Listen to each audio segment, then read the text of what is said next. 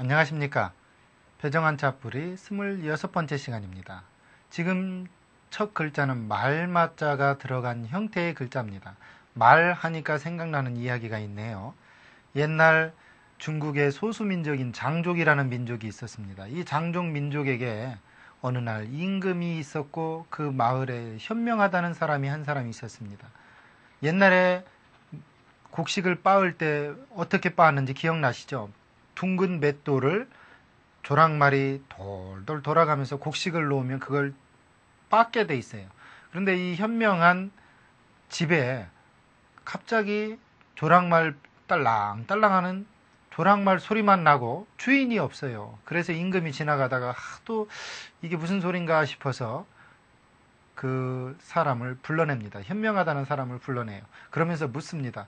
당신은 왜 조랑말에다가 딸랑이를 붙여놨느냐? 그러니까 현명한 사람 말, 내가 잠시 방에 들어가서 쉴 때 저놈이 안 움직이고 쉴까봐 종을 달아놨다. 그러니까 이 임금이 당신은 정말 현명하구나.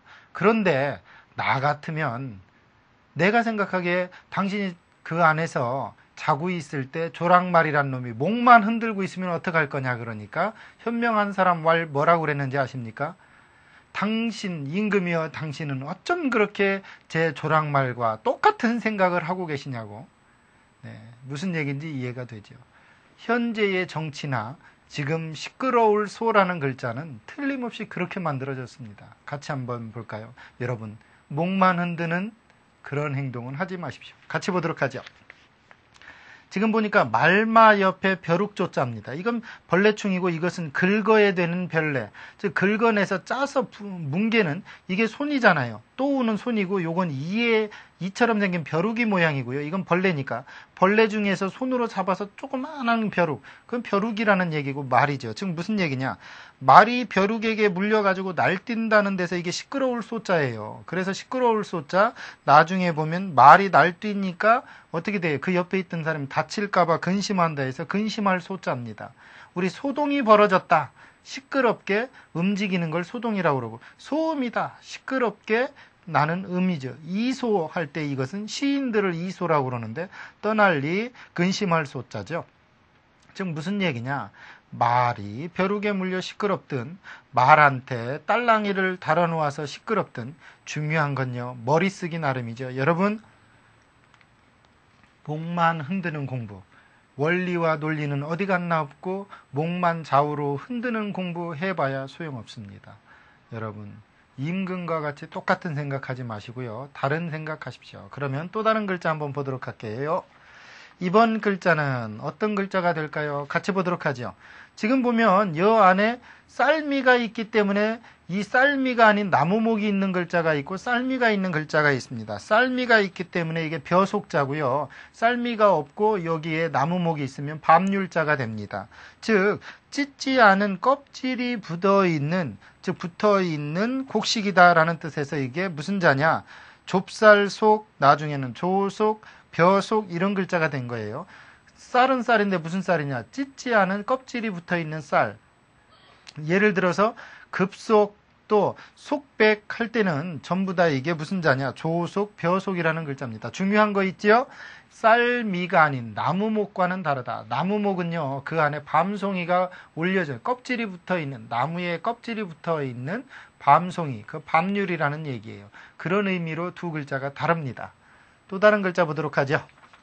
이번 글자는요. 송사할 송자입니다. 말씀원 옆에 무슨 자예요? 공평할 공자죠. 즉 무슨 얘기냐. 옳고 그름을 공평하게 말하여 달라는 데서 송사할 송자입니다. 즉 내가 옳은지 저 사람이 옳은지 공평하게 말해 주십시오. 그러는 것은 송사하는 일이다 해서 송사할 송자, 송사, 소송. 이 소자는 하소연할 소자죠. 즉 나의 억울함을 물리쳐달라고 말하는 것은 하소연하는 거고 이 송사할 송자는 공평하게 말해어 달라는 게 송사할 송자입니다. 그러니까 송사라는 건 결국 뭐예요? 공평하게 말해주기를 바라는 게 송사하는 겁니다. 송사가 무슨 뜻인지 이해가 됐겠지요? 그러면 또 다른 글자 봅니다. 이번 글자 외워야 됩니다. 같이 볼까요? 말씀원 옆에 이게 무슨 자입니까? 그렇죠. 소슬용자죠. 앞에 삼수가 붙어도 물소슬용자고 밑에 힘력이 붙으면 무슨 자가 돼요? 그렇죠.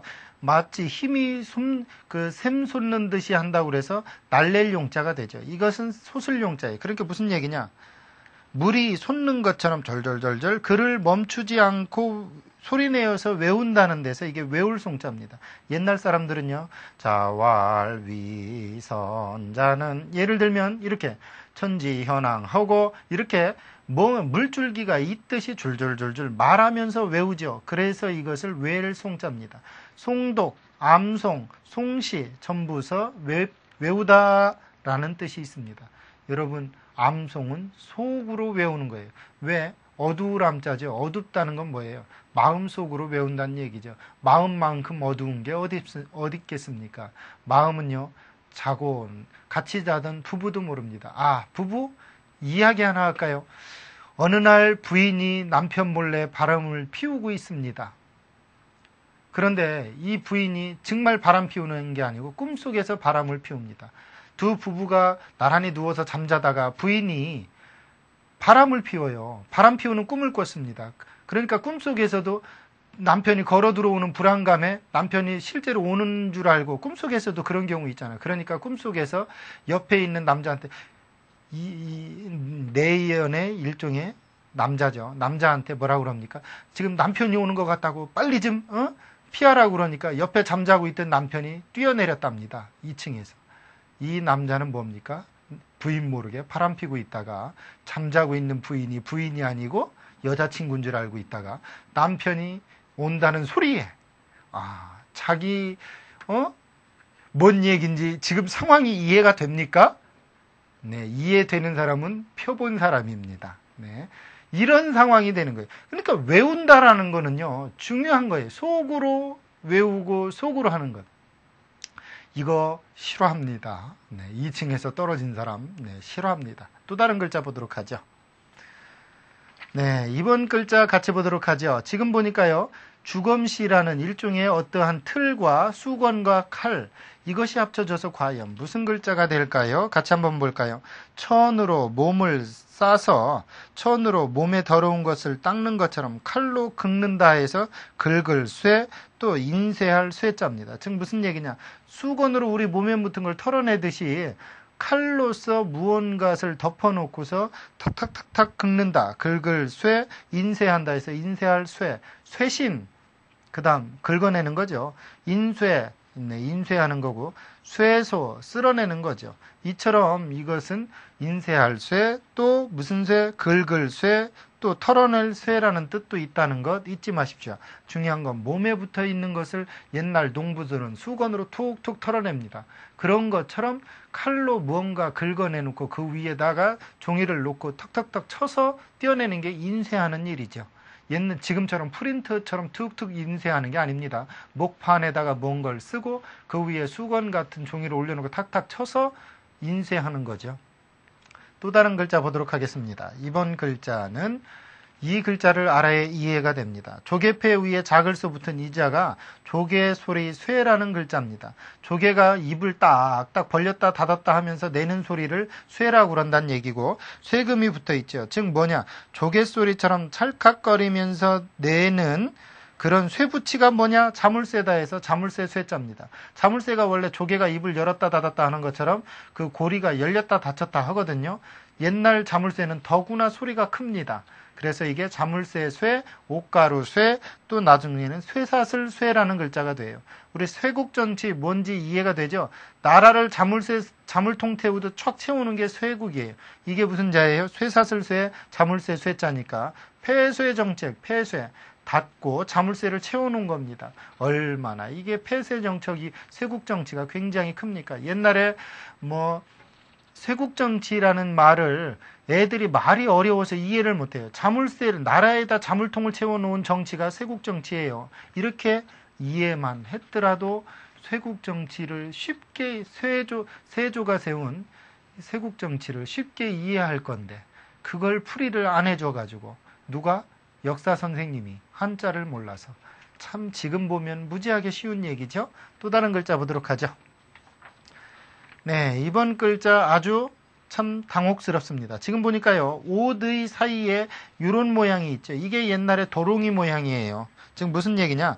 도롱이를 입은 농부의 모습이 파리해 보이고 초췌해 보인다 해서 쇠잔하다라는 뜻으로 쇠잔할 쇠. 나중에는 그렇게 도롱이처럼 성근 옷을 입는 건 상복이다 해서 상복최라는 자예요. 즉 쇠잔할 쇠, 상복최. 예를 들어 쇠잔하다, 쇠약하다. 그러나 이것은 쇠복이라고 읽으면 안 되고 최복이에요. 상복을 입는 걸 최복이라고 하거든요. 그러니까 상복최. 시험 문제에 이렇게 나면 이걸 쇠복이라고 쓰는 아이들이 너무나도 많아요. 그래놓고 나는 틀린 게 없다. 틀리죠. 이것은 이때는 상복최라는 글자입니다. 이처럼 한자는 의미 두 가지 있는 경우 어떤 것을 선택할런지 여러분 잘 선택해서 쓰십시오. 또 다른 문제 보도록 하죠. 네. 누가 봐도 아는 자죠. 어떤 울타리 안에 사람을 가둬놨다 해서 이게 무슨 자예요? 가둘수, 죄인수 자죠. 이게 이만큼 나오면 무슨 자가 되는지 알아요? 엽기 한자에서 그렇죠. 탈옥할 숫자. 그렇게 되는 거예요. 이게 여기다 하면 담 넘을 숫자가 되겠죠. 이처럼 한자는 어원 속에 있습니다. 이게 애운 담자죠. 즉 애우리 자고 사람을 애워 쌓아놨으니까 가둘수, 또 죄인수. 우리가 수계, 예를 들면 무언가가 죄인을 매놓는 거죠. 그 다음 수인, 죄수, 전부 다 이럴 때 쓰는 자입니다. 여러분, 갇혀있지 마십시오. 생각이 갇혀있으면요, 폐쇄적일 수밖에 없습니다. 또 다른 글자 보도록 하죠. 이번 글자는 장수수, 스승사자하고 여러분들이 굉장히 헷갈려하는 자입니다. 같이 볼까요? 언덕이고 이건 수건건이죠. 이해가 참 쉬워요. 언덕에서 수건처럼 생긴 깃발을 높이 들고 많은 병사를 거느리는 장수를 나타내서 장수수라는 글자고, 장수는 병사를 거느린다 해서 거느릴 솔자입니다. 그런데 이게 여 위에 한일이 있으면 이게 스승사자거든요. 이렇게 이해하셔야 돼요. 원수, 이럴 때 이거를 통수라고 읽으면 안 되고 거느릴 소리다 해서 통솔하다. 또 이것도 뭐라고 읽어야 돼요? 예를 들어 솔지다 이렇게 읽어야 되겠죠? 무슨 솔지냐? 이때 이건 거느릴 솔 뜻지. 뜻을 거느리는 걸 솔지라고 그래요. 이렇게 읽어야 되고, 이거를 또 통솔이라고도 하지만 또 뭐라고 돼 있느냐? 통수권 할 때는 통수라고 그래요. 뭐냐? 모든 걸 거느려서 통합할 수 있는 장수를 통수라고 그러거든요. 그러나 이것은 통합해서 통합해서 거느린다 해서 무슨 자냐? 통솔 이렇게 뜻도 있다는 것 잊지 마십시오. 거느릴 소리라는 자도 있다는 것 잊으면 안 돼요. 장수수, 장수는 누구를 거느린다? 거느릴 솔 이렇게 이해하면 되겠죠. 또 다른 글자 볼까요? 네, 이번 글자 같이 한번 보죠.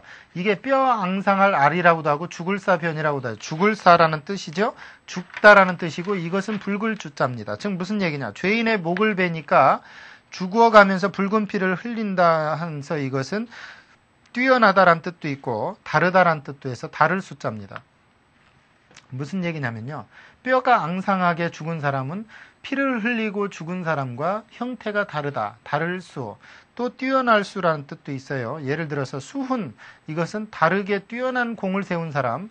수상하다. 우리 수상하다 뭐예요? 다르게 평상시와 다른 사람을 수상이라고 그러고 등수. 우리가 너 등수가 몇 등이냐 할 때 예를 들어 그 등의 다른 위치가 어떻게 되느냐는 뜻이죠. 이때 다를 수라는 것 잊지 마시고요. 중요한 것은요. 피를 흘리며 죽든 뼈가 앙상하게 죽든 죽은 모습의 차이는 틀림없이 다르죠. 다를 수자고 나중에는 그 다른 모습이 뛰어나다 해서 뛰어날 수라는 뜻도 있다는 것만 기억해 주십시오. 또 다른 글자 보도록 하죠. 이번 글자는 수염수라는 글자에서 변형된 형태입니다. 같이 볼까요? 원래 수염수는 이렇게 생겼어요. 머리털 밑에 수염수예요. 즉, 여 위에 머리털이 있고 그 밑에 이게 머리혈이죠. 그 머리털 옆에서 보면 수염이 났다 해서 수염수자예요. 그런데 이게 원래 수염수였다가 나중에는 수염수자를 이렇게 만들어 놓고 이것은 무슨 자로 쓰여 있느냐? 모름지기 수자로 바뀝니다.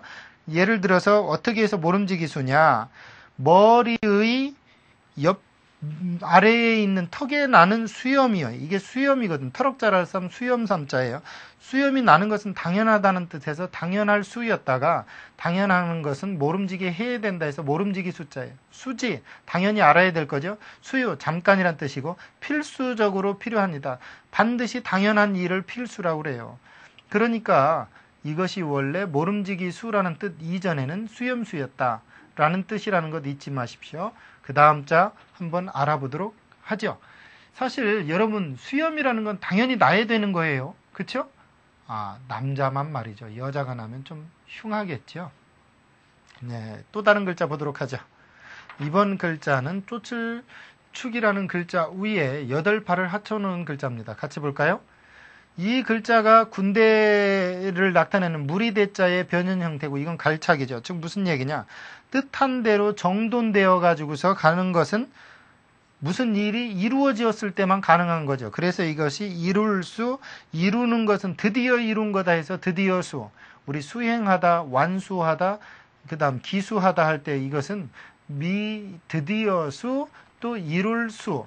군대처럼 정돈되어서 잘 가는 것은 그것은 이루기 위한 일이요. 그래서 이룰 수. 이루기 위해선 마침내 끝내 해내야 된다 해서 이것이 드디어 수. 이렇게만 이해가 돼도 여러분한테 어려운 자가 아니라고 짐작이 됩니다.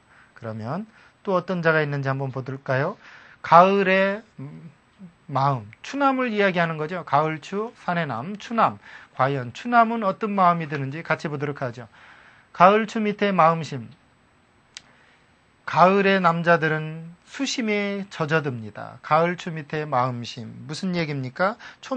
초목이 나무나 풀들이 가을에 시들듯이 마음이 시든다는 데서 근심, 탄식의 뜻을 나타내죠. 근심수, 탄식수, 애수, 수심 이런 글자입니다. 어쨌든 추남의 마음은 수심해졌습니다. 왜요? 겨울을 준비 못했거든요. 겨울을 준비해야 따뜻하게 보내죠. 또 다른 글자 한번 보도록 하죠. 이번 글자는 좋을 숫자입니다. 같이 볼까요? 눈목이 들어갔죠. 그 다음 이게 드리울 숫자입니다. 무슨 얘기냐? 눈꺼풀이 드리워지면 당연히 좋은 거죠. 좋을 숫자에. 참 재밌게 만들어졌죠. 눈꺼풀이 드리워진다. 즉 이렇게 위에서 아래로 쭉 내려온다. 그것은 좋은 일이다. 좋을 수. 수면, 혼수 상태다. 또 오수. 이건 낮잠을 자는 걸 오수라고 그러죠. 이처럼요. 눈꺼풀이 내려오면 좋은 거는 당연한 거죠. 여러분 눈꺼풀 부릅뜨십시오. 저처럼 작은 눈은 좋은지 눈 뜨고 있는지 모를 때가 많아요. 그러나 여러분 눈은 크죠. 눈 부릅뜨고 쌍꺼풀 내려오지 않도록 조심하십시오. 이번 시간에 마지막 글자 구할 숫자입니다. 같이 보도록 하죠. 비유 밑에 수염이자라고도 하고 마리을리자라고도 하죠. 무슨 얘기냐?